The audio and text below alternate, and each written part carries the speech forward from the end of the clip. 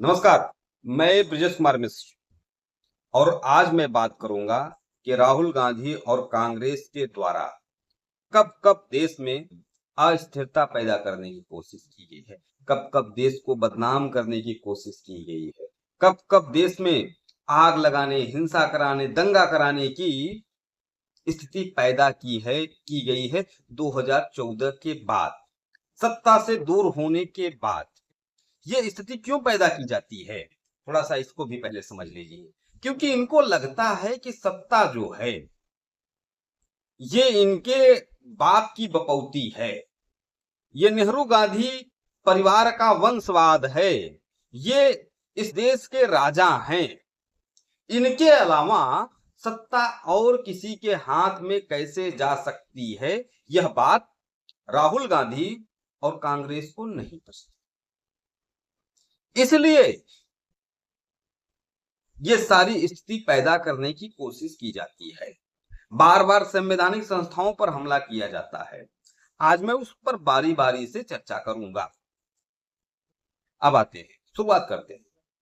शुरुआत में जब कांग्रेस सत्ता से बाहर होती है, नरेंद्र मोदी जी प्रधानमंत्री बनते हैं, तो सर्वप्रथम जो इस देश में खतरा आता है कांग्रेस और राहुल गांधी के नजर में, कि वो थी स्वतंत्रता की अभिव्यक्ति, इनटॉलरेंस, असहिष्णुता का एक गैंग सक्रिय हो जाता है कि देश में असहिष्णुता का माहौल हो गया है, कोई किसी का सुन नहीं रहा है, बोलने की आजादी खत्म हो गई है, स्वतंत्रता की अभिव्यक्ति की आजादी खत्म हो गई है, देश में तानाशाही रवैया हो गया है, चौथा स्तंभ खतरे में है।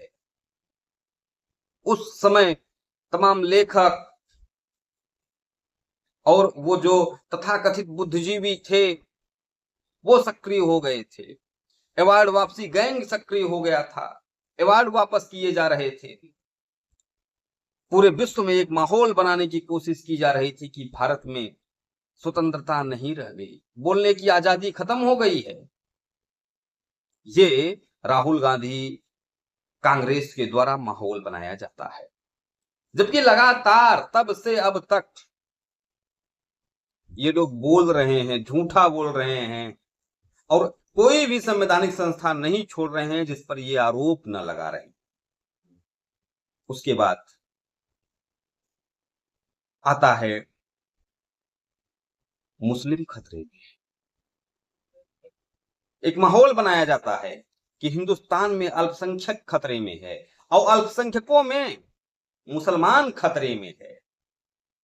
आमिर खान आते हैं, उस समय किरण राव उनकी पत्नी हुआ करती थी, उन्होंने कहा, किरण ने मुझसे कहा, आमिर खान बता रहे हैं कि आमिर, मेरे बच्चे, देश की स्थिति बड़ी खराब है, वो कैसे रहेंगे। कहा उनके मन में भय था, यहाँ पे हम सुरक्षित नहीं हैं। उपराष्ट्रपति हामिद अंसारी बोलते हैं कि हम सुरक्षित नहीं हैं, देश की स्थिति बड़ी दयनीय है। वो भी कहते हैं मुसलमान खतरे में हैं। बात यूएनओ तक पहुंचाने की बात की जाती है, आजम खान। तो इस प्रकार का एक पूरा गैंग सक्रिय हो जाता है राहुल गांधी कांग्रेस के नेतृत्व में कि हिंदुस्तान में मुसलमान खतरे में, अल्पसंख्यक खतरे में है। पाकिस्तान जैसे देश भी उस बात को कह रहे होते हैं जहां पर हिंदुओं का कोई भी स्वतंत्रता का अधिकार ही नहीं है। फिर बात आती है 2018, सुप्रीम कोर्ट ने एक निर्णय दिया SC/ST एक्ट पर। 2018 में सुप्रीम कोर्ट का निर्णय आता है SC/ST एक्ट पर, संभवतः 2018 ही है, कुछ आगे पीछे हो सकता है। सुप्रीम कोर्ट निर्णय देता है कि SC/ST एक्ट में तत्काल गिरफ्तारी नहीं होगी, पहले 7 दिनों का गजेटेड अधिकारी के द्वारा जांच कराया जाए। इस बात को लेकर इसमें सारे राजनीतिक दल लिप्त होते हैं। इस बात को लेकर राहुल गांधी, कांग्रेस सहित तमाम विपक्षी दल सड़क पर उतरते हैं। ये लोग भाषणबाजी करते हैं कि SC/ST एक्ट खत्म हो गया, आरक्षण भी खत्म हो गया। कुछ खत्म नहीं हुआ था। पूरे देश में एक माहौल बनाया जाता है कि SC/ST एक्ट खत्म हो गया, आरक्षण खत्म हो गया, और देश के कई स्थानों पर आगजनी होता है, चक्का जाम होता है, भारत बंद होता है, कईयों की जानें जाती हैं, कई हजार करोड़ का नुकसान होता है, और ये कराया जाता है राहुल गांधी और विपक्ष के द्वारा। फिर बात आती है CAA की। CAA और CAA को कोई नहीं भूल सकता। भारतीय जनता पार्टी के द्वारा एक बिल आता है कि भारत में जो पाकिस्तान, अफगानिस्तान और बांग्लादेश के वो जो गैर मुस्लिम हैं, गैर मुस्लिमों के लिए, कि वहां पर जो क्या कहते हैं हिंदू प्रताड़ित हैं या फिर मुस्लिमों के अलावा जो भी प्रताड़ित हैं, हम उनको अपने यहां नागरिकता देंगे। वो नागरिकता छीनने का कानून नहीं था, सिटीजन अमेंडमेंट एक्ट था। उस समय माहौल बनाया जाता है राहुल गांधी और कांग्रेस के द्वारा कि देश के सभी मुसलमानों को बाहर कर दिया जाएगा। NRC लागू हो रहा है।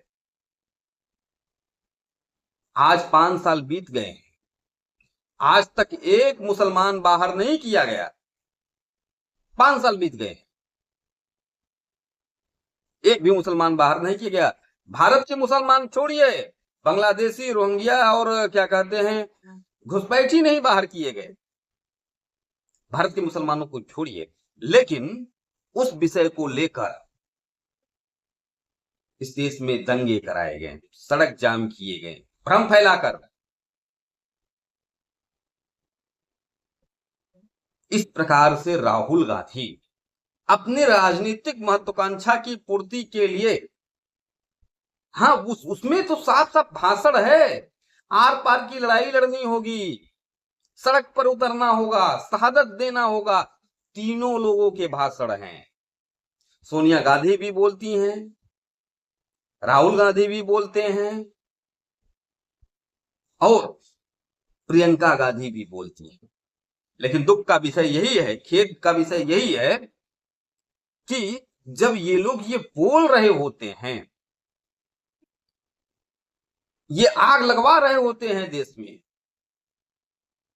उसके बावजूद भी इन लोगों पर कोई कार्रवाई नहीं होती। एक आम आदमी अगर बोल दे, एक आम आदमी अगर बोल दे तो वो कब जेल में जाएगा, उसकी जमानत होगी कि नहीं होगी, कुछ भरोसा नहीं।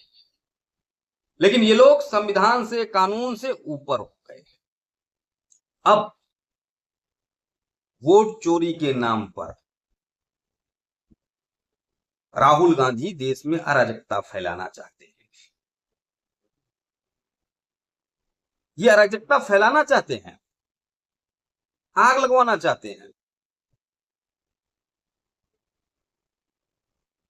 अब देख लीजिएगा, बिहार चुनाव के बाद अगर सरकार और चुनाव आयोग इन पर सख्त नहीं होता तो ये देश में दंगा करा देंगे वोट चोरी के नाम पर, जबकि कहीं कुछ चोरी नहीं हो रहा है। ये उस चुनाव आयोग पर सवाल खड़ा कर रहे हैं जिस चुनाव आयोग के रहते हुए 60 वर्षों तक ये लोग सत्ता में रहे।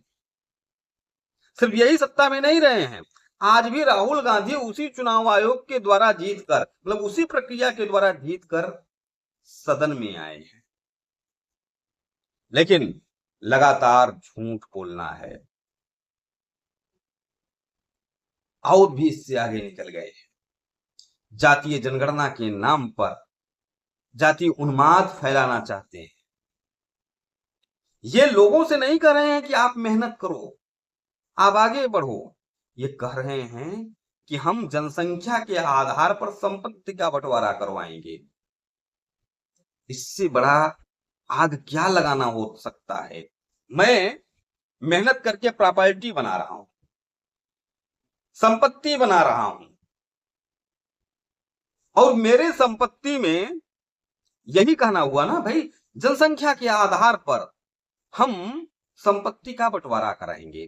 75 सालों में जिन जिन वर्गों ने मेहनत करके अपनी संपत्ति बनाई है, हम उसको बंटवाएंगे।